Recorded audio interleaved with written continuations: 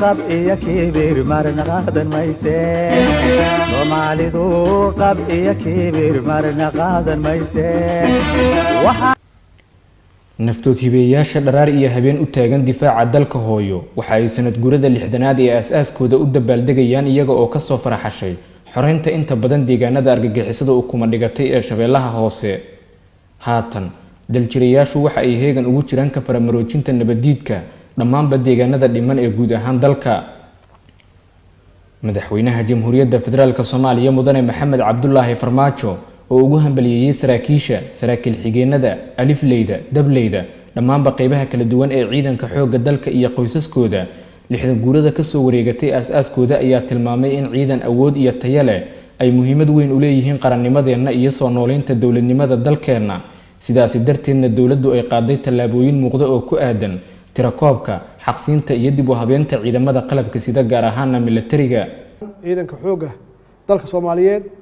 waa astaan qaran oo aan marna loo qaybin karin qolo iyo qabiil waxayna u taagan yihiin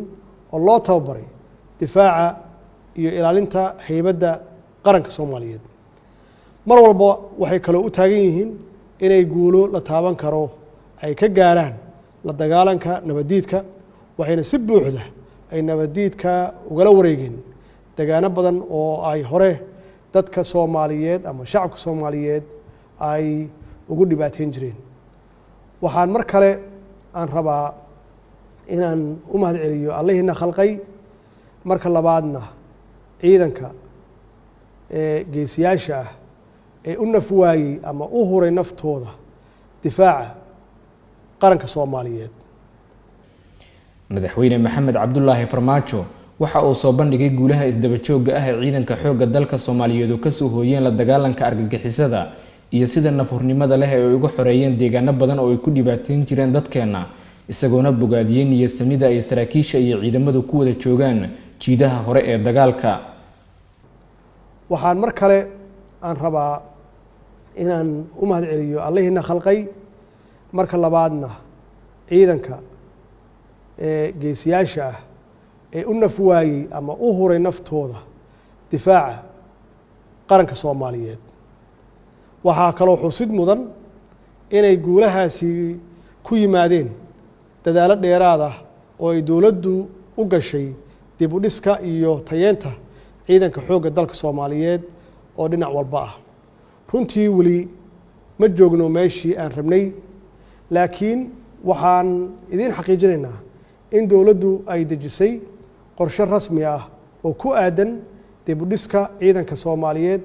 oo tayo iyo tiraba leh gudana kara waajibaadkiisa qarannimo sir ma aha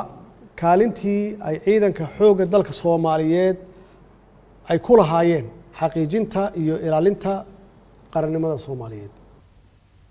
madaxweyne Farmaajo ayaa intii uu ku guda jiray hadal tiidintiisa sanad guurada 60aad ee aasaaska xoogga dalka isdul taagay guulaha ay dawladdu ka soo hoysay hufnaanta iyo kobcinta dhaqaalaha dalka iyo ambaqaadida hanaanka siyaasadda loo dhan yahay ee dimuqraadiyadda Soomaaliya waxaa la mahadiisa ah inaan ku guuleysanay inaan si hufan aan uga soo baxno dhammaan shuruudihii nalagu xiray oo aan gaarnay yoolkii aan kula heshinay hay-adaha lacagaha adduunka iyo bangiga adduunka iyo bangiga Afrika iyo kuwa kalaba arrintaasi waxay dhalisay in inta badan deymihii nalagu lahaa nalaga cafiyo inta hartayna insha Allah waxaan ka shaqeynaynaa sidii nalooga cafin lahaa mustaqbalka soo socda waxay arrintaasi ku timid kadib markii aan muujinay hufnaan maaliyadeed iyo mid maamul wanaag in caalamku ama adduunku nala qiro shaqada aan hayno oo dawlad wanaagga ah dhinaca siyaasadda Soomaaliya waxay ku socotaa hanaanka siyaasadda loo dhan yahay ee dimuqraadiga sidaad la socotaan waxaan dhawaan saxay sharcigii doorashooyinka qaranka ay soo gudbiyeen labada gole sharcigaasi wuxuu u sahlayaa guddiga madax bannaan ee doorashooyinka iyo guddiga wadajirka ee ku-meel gaarka ah ee diyaarinta xeerarka dhamaystirka sharciga doorashooyinka qaranka inay waajibaadkooda qaran u gutaan si madax bannaan 12 Abriil 1960 ayaa la unkay cutubkii ugu horeeyay oo yeesho ciidanka xoogga dalka Soomaaliya. Tallaabooyinka caafimaad ee dawladda u qaaday ka hortagga faafidda coronavirus ayaana saameeyay dabaaldegyo waaweyn oo dalka oo idilka dhici jiray laguna maamuusi jiray maalinta xoogga dalka. Shucayb Maxamed Cali, warbaahinta qaranka, Muqdisho. waa astaanta dalkeena calanka ayaa iska leh